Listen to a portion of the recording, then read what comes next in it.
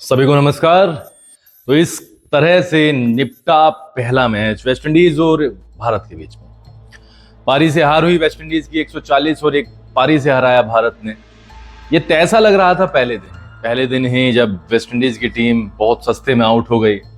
उसके बाद में भारत ने अपनी शानदार बल्लेबाजी का एक प्रदर्शन सामने रखा। फिर दूसरे दिन शतक पे शतक लग जाना, केएल राहुल का शतक, ध्रुव जुरेल का शतक, रविंद्र जडेजा का शतक। और इस तरीके से मैंने पहली वीडियो में ही कहा था कि मुझे ऐसा लगता है कि शायद वेस्टइंडीज मौका ना दे भारत को दूसरी पारी में बल्लेबाजी करने का। लेकिन एक बात तो तय है कि वेस्टइंडीज को अपने क्रिकेट पर बहुत बड़े स्तर पर काम करना होगा, क्योंकि उस लेवल पर अगर हम देखें, अंतर्राष्ट्रीय क्रिकेट के लेवल पर वेस्टइंडीज की कहानी बहुत खराब रही है। मतलब स्पेशली इन टेस्ट क्रिकेट। देखिए, T20 का जमाना है, बट टेस्ट क्रिकेट की, टेस्ट मैचेस की अपनी एक अलग पहचान है।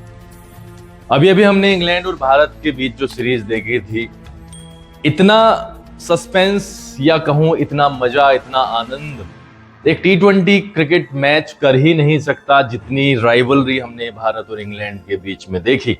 बेन स्टोक्स ने जो वो प्रतिस्पर्धा सेट की, वो काबिल तारीफ थी। वेस्टइंडीज की टीम भी वो कर सकती है, लेकिन माइंडसेट चेंज करना पड़ेगा।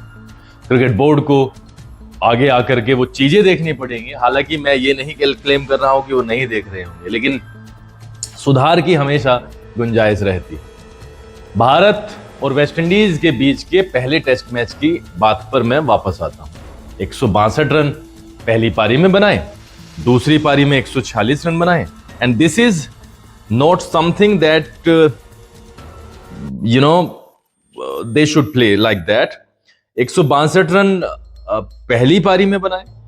इंडिया ने पहली पारी में 448 रन पर 5 विकेट पर पारी घोषित की। इसका यह मतलब होता है कि आधी पारी ही भारत खेल पाया और 2 इनिंग्स वेस्टइंडीज खेल पाया। 146 रन पर वो दूसरी पारी में आउट हो गए। इस तरीके से ये मैच भारत ने जीता।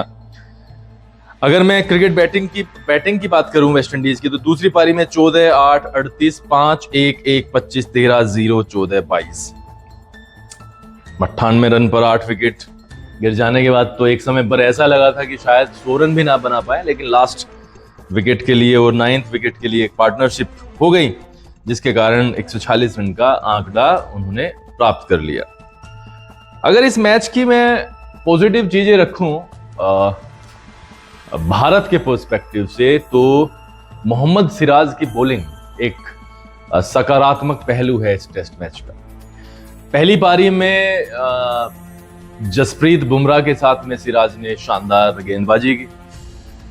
बुमराह ने 3 विकेट चटकाए तो सिराज ने 4 विकेट हासिल किए। दूसरी पारी में भी सिराज उसी फॉर्म में नजर आए और दूसरी पारी में 3 विकेट हासिल किए।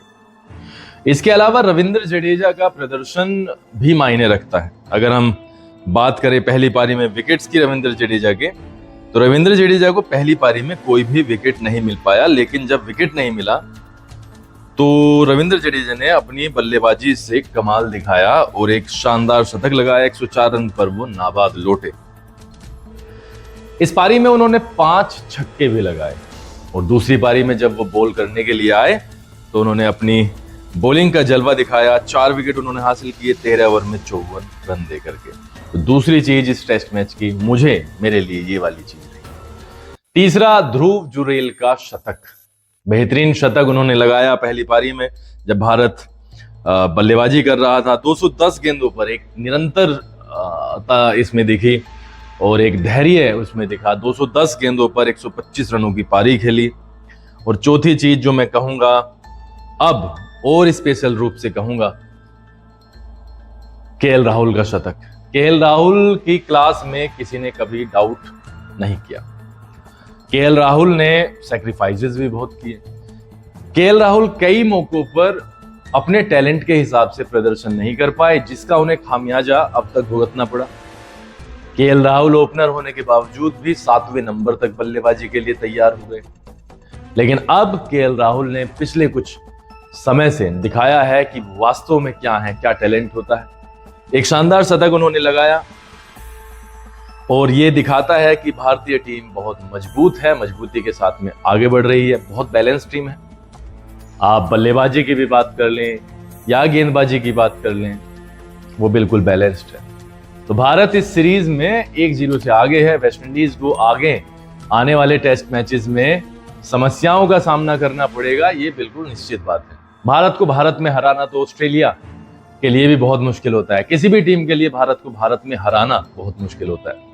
और वेस्टइंडीज का क्रिकेट तो उस तरीके का रहा है कि वो मुझे नहीं लगता कि वो जीत के लिए खेलते होंगे। वो शायद मनोरंजन के लिए खेलते हैं, दर्शकों का मनोरंजन हो जाए, क्योंकि अब तक की कहानी से तो यही पता चलता है। खैर, हम उम्मीद करेंगे कि दूसरे टेस्ट मैच में एक कड़ी प्रतिस्पर्धा देखने को मिले और वेस्टइंडीज बाउंस बैक करे, ताकि जो दर्शक हैं, क्रिकेट प्रेमी, उनको एक अच्छा गेम मिले। बहुत बहुत आभार आप सभी का ये वीडियो देखने के लिए। उम्मीद करता हूं पसंद आई होगी। आपको जो जो सुधार चाहिए आप मुझे कमेंट बॉक्स में डाल सकते हैं। I will respect everyone. आप मुझे गंदा कहें, हालांकि कुछ कमेंट्स आ रहे हैं, ठीक है, वो उनकी सोच है, लेकिन अगर आप एक सही माध्यम का प्रयोग सही काम के लिए कर सकते हैं तो बहुत बढ़िया है। आप मुझे बताते रहें कहाँ कहाँ पर सुधार की आवश्यकता है, मैं जरूर करूंगा। ईश्वर से प्रार्थना है कि आप हमेशा सुखी रहें, आपका जीवन मंगलमय हो और आपका परिवार हमेशा आपके साथ में स्वस्थ रहे, हंसता खेलता रहे। आभार।